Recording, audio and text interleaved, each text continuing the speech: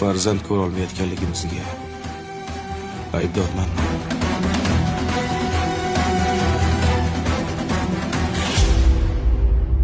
Xullas, genetik analizlarga qaraganda hamma ayb sizda.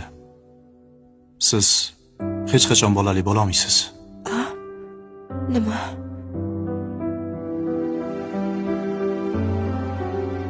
Usola, tashqariga chiqib tur. Iltimos.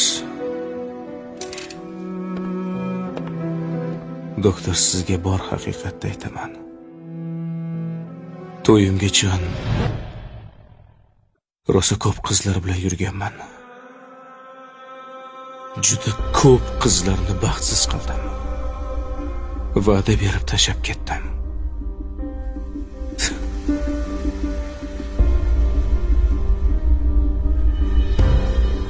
Balkim qarg'ishga qolgandirman.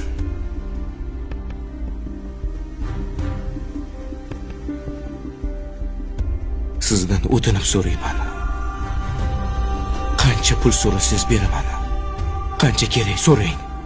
Meni bu sharmandagarchilikdan qutqaring. Doktorsiz-ku, qo'lingizdan keladi, ishonaman. Qancha kerak?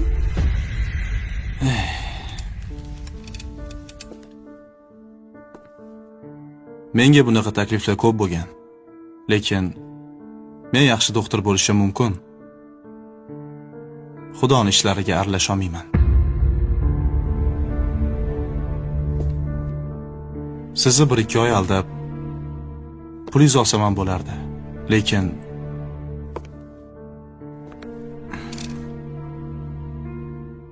meni ham xuddi sizga o'xshab jazolab qo'yishdan qo'rqaman.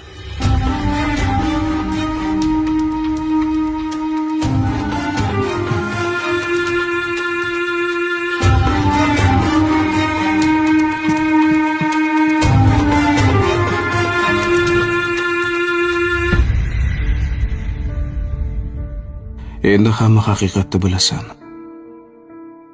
Bundan keyin hayotimiz davom etadimi, yo'qmi, bilmayman.